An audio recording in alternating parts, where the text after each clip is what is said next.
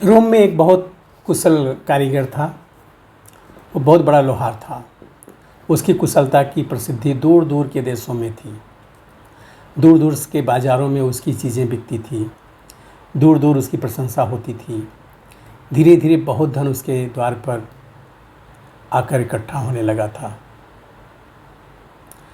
फिर रोम पर हमला हुआ और दुश्मन ने आकर रोम को रौंद डाला और रोम के 100 बड़े नागरिकों को बंदी बना लिया।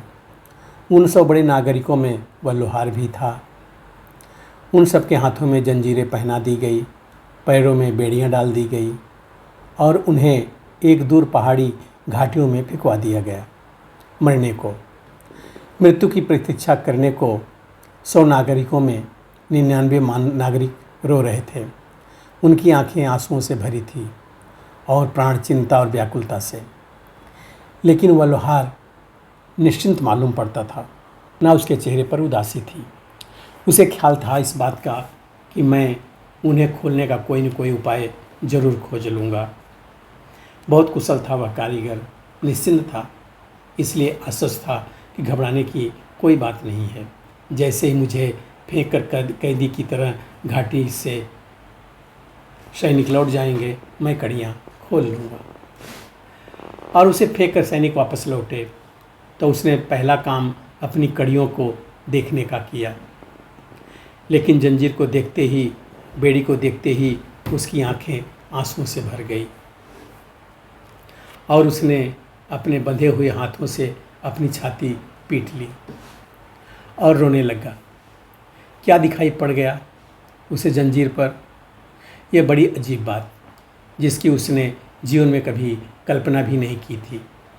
उसकी आदत थी, वह जो भी बनाता था, जो भी चीज़ तैयार करता था, उसके कोने तरफ में हस्ताक्षर कर देता था। कड़ी जब उसने देखी, पैर की जंजीर देखी, तो पाया उसके हस्ताक्षर हैं। वह उसकी ही बनाई हुई जंजीर थी, जो दूर बाज़ारों में बिक कर वापस लौट आई थी दुश्मन के हाथों।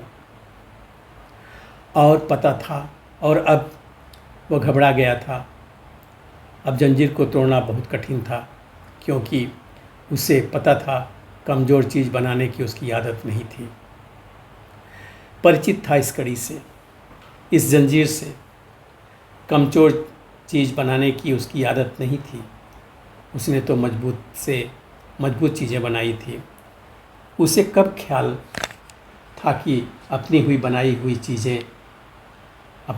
हुई जंजीरें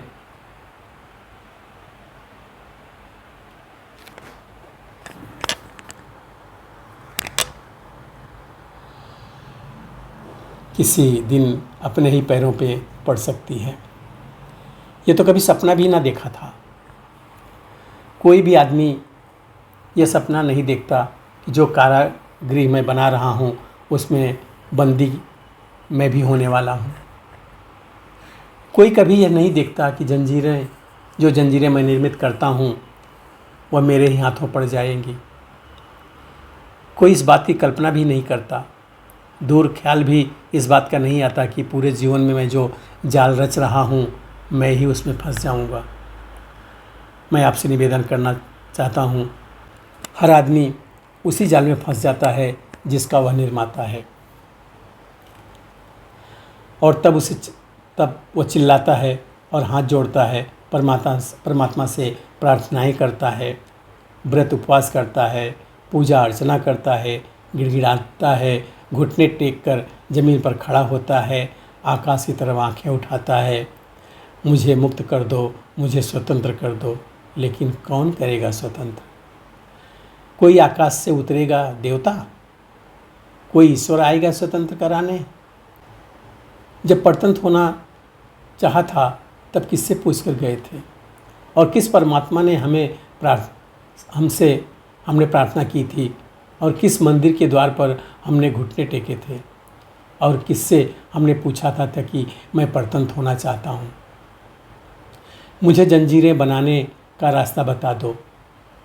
किसी से भी नहीं। तब हम अपने ही पूछ कर ये सब कुछ कर लिए थे और स्वतंत्रता के लिए दूसरे के द्वार पूछने जाते हैं। और इसमें न हमें शर्म आती है और ना यह ख्याल आता है कि कैसी विक्षिप्त है यह बात। परतंत्रता अपनी निर्मित ही है, जो स्वतंत्रता भी अपनी ही निर्मित करनी होगी। कोई प्रार्थना नहीं काम आएगा, कोई साथ नहीं देगा, कोई हाथ आकाश से नीचे नहीं उतरेगा कड़ियाँ खोलने को। अपने ही हाथों ने जो बांधा है उसे खोलने पड़ेंगे। वह लोहार रोता रहा, छाती पीटता रहा। छोड़ दी उसने जीवन जीने की आशा। अब बचने की कोई उम्मीद ना थी। एक लकड़हारा बूढ़ा उस रास्ते से निकलता था। उसने पूछा, क्यों रोते हो? उस लोहार ने अपने दुख की कथा कही। उसने कहा, मैं सोचता था कि मुक्त हो सकूंगा इन जंजीरों से, लेकिन ये जंजीरें मेरी बनाई हुई हैं और बहुत मजबूत हैं और अब कोई रास्ता नहीं दिखाई पड़ रहा है। बूढ़ा हंसने लगा और उसने कहा, इतने निराश हो जाने की तो कोई बात ही नहीं है। यह जंजीरें किसी और की बनाई हुई होती तो निराश होने का कारण भी था। ये तुम्हारी ही बनाई हुई है और स्मरण रखो, बनाने वाला जिन चीज़ों को बनाता है उनसे हमेशा बड़ा होता है।